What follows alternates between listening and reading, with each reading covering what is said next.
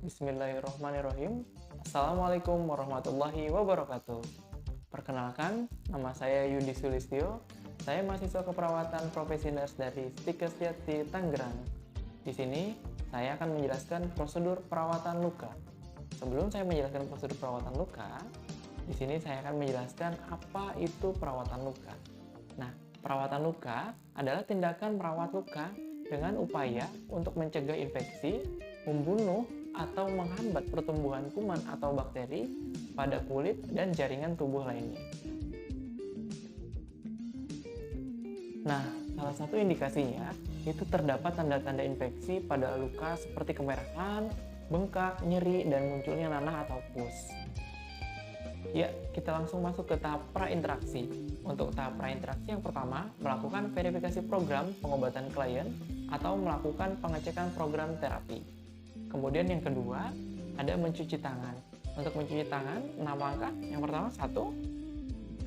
Kemudian punggung-punggungnya, 2. 3, sela-selanya. 4, buku-buku jari, kiri dan kanan. 5, ibu jari, kiri dan kanan juga. 6, ujung-ujung jarinya, kiri dan kanan juga. Bersih cuci tangan. Untuk selanjutnya kita menyiapkan alat secara mandiri. Nah, apa saja alat-alat yang dibutuhkannya? Yang pertama kita butuh handscoon bersih atau sarung tangan bersih. Kemudian selanjutnya ada bak instrumen steril. Bak instrumen steril isinya ada kom kecil 1, kemudian ada pinset anatomi dan pinset chirurgi. Bedanya pinset anatomi itu tidak berjeriji dan pinset chirurgi ada jerijinya. Seperti itu ya. Kemudian di dalam bak instrumen steril juga kita butuh gunting jaringan. Kemudian ada klem arteri. Kita juga butuh kasa steril dan handscoon sterilnya juga. Nah, setelah itu kita butuh gunting plester. Gunting plester ya. Kemudian juga ada pinset anatomi dan pinset chirurgi lagi, tapi sekarang yang bersih bukan yang steril. Kemudian kita juga butuh perlak. Kemudian kita juga butuh baskom bersih. Nanti dengan isi plastik ya. Isi plastik kuning yang infeksius untuk bahan infeksius seperti itu. Kemudian juga kita butuh plester. Kita juga butuh perban. Perban ini juga boleh menggunakan kasat gulung juga. Kemudian kita butuh bengkok. Kemudian ada NaCl dan juga yang terakhir ada apron. Nah, setelah kita menyiapkan alat secara mandiri, sudah terkumpul semua alat-alatnya, kita menempatkan alat tersebut di dekat pasien ya.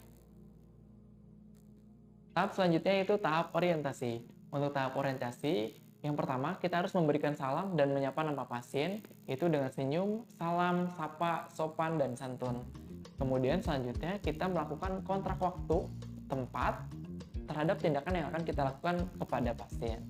Kemudian kita harus memberikan informasi dengan benar kepada pasien ya tentang tujuan dan prosedur pelaksanaannya.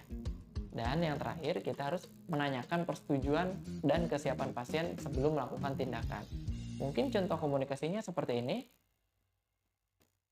Assalamualaikum, selamat pagi Bapak. Apakah benar dengan Bapak S? Benar ya. Baik Bapak S, perkenalkan, nama saya perawat Yudi. Hari ini di sini saya akan merawat Bapak dari jam 8 pagi sampai jam 3 sore nanti ya Pak. Nah, rencananya hari ini kita akan melakukan perawatan luka Pak pada luka Bapak. Tujuannya nanti agar luka Bapak tetap bersih dan tidak kotor ya. Baik, untuk waktunya kurang lebih 10-15 menit. Tempatnya boleh nanti di tempat tidur Bapak atau di ruangan Bapak saja ya. Bagaimana? Apakah Bapak bersedia? Baik, kalau Bapak bersedia, kita langsung mulai tindakannya ya Pak ya. Kurang lebih mungkin komunikasinya seperti itu. Ya, sekarang kita masuk ke tahap kerja. Yang pertama, kita harus menjaga privasi pasien. Menjaga privasi pasien, kita boleh menutup tirai, atau kalau tidak ada tirai, kita boleh menutup pintunya terlebih dahulu, seperti itu. Kemudian selanjutnya, sebelum melakukan tindakan, kita anjurkan untuk berdoa atau mengucapkan basmalah terlebih dahulu. Baru selanjutnya kita mencuci tangan dengan hand scrub, boleh ya. Kemudian kita baru menggunakan apron. Kita pakai tujuannya agar nanti si bekas-bekas lukanya tidak langsung terciprat ke badan kita. Setelah itu baru kita menggunakan sarung tangan bersih, seperti itu. Nah, tujuannya menggunakan sarung tangan bersih ini supaya mengurangi transmisi patogen yang berasal dari darahnya biasanya. Seperti itu ya. Kemudian selanjutnya kita memasang perlak sesuai dengan letak lukanya. Misalkan letak lukanya di kaki, kita pasangnya perlak di kaki, seperti itu. Selanjutnya kita letakkan kombersih dengan plastik kuning yang infektif tadi di dekat pasien, seperti itu. Atau kita juga bisa alasi dengan bantalan pada letak luka yang sulit dijangkau. Contohnya misalkan lukanya pasiennya posisinya berbaring, kemudian lukanya ada di bawah kaki. Nah, itu kita bisa ganjel terlebih dahulu di bagian sebelah sininya agar nanti kita bisa mudah membersihkan lukanya. Selanjutnya, kita buka balutan atau perban dengan menggunakan pinset anatomis yang bersih tadi ya, dan buang pada pembesar dengan yang isi plastik kuning infektius tadi. Nah, sambil dibuka, kita juga amati lokasi lukanya, kemudian cairan, warna, dan baunya itu. Apakah ada tanda-tanda inflamasi atau tidak? Nah, apabila balutan plesternya itu lengket pada bekas lukanya, kita boleh lepas dengan NaCl dengan menggunakan pinset kirurgis yang bersih juga. Kemudian kita setelah beres membuka, kita lepas sarung tangan bersih dan boleh cuci tangan dengan hand scrub ya. Kemudian setelah beres dibuka, baru kita membuka set perawatan luka yang steril. Di sini kita harus ingat ya, harus tetap menjaga prinsip steril. Kita boleh tuangkan NaCl ke dalam kom kecil steril seperti itu. Ini juga harus tetap memperhatikan teknik sterilnya. Ya, setelah tadi menaruh NaCl ke kom steril, kita baru menggunakan sarung tangan sterilnya tadi ya. Kemudian kita masukkan beberapa kasa ke dalam kom berisi yang cairan NaCl tadi, sesuai kebutuhan saja untuk mencuci lukanya. Kemudian setelah itu kita tiriskan kasa dengan menggunakan pinset anatomi dan pinset kirurgis seperti itu ya, dengan teknik menggulung dan sisihkan di dalam bak instrumen yang tadi, seperti itu. Kita juga sambil diperas-peras, digulung, diperas seperti itu, baru kita bersihkan luka dengan menggunakan kasa dan pinset dengan menepi luka seperti itu sepanjang luka.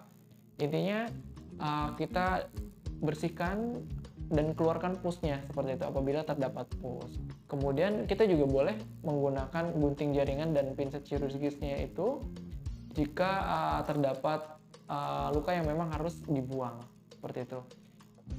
Kita juga boleh menggunakan klem steril ya apabila terjadi pemotongan arteri seperti itu. Nah, apabila sudah bersih, kita langsung menutup luka dengan kasa yang basah, yaitu yang sudah dilamuri atau sudah dibaluri NaCl tadi. Kemudian kita tutup kembali dengan kasa yang kering. Jadi yang pertama ini kasa steril yang sudah dibaluri NaCl yang basah, kemudian ditimpa oleh kasa kering seperti itu yang steril ya. Jika sudah ditutup, kita fiksasi luka dengan plester atau kasa gulung sesuai kondisi lukanya sebenarnya. Boleh memakai plester apabila gampang, namun apabila beresiko lepas, kita boleh dengan kasa gulung seperti itu ya. Kemudian kita setelah beres, kita angkat bengkok atau kom besar serta perlaknya dibereskan.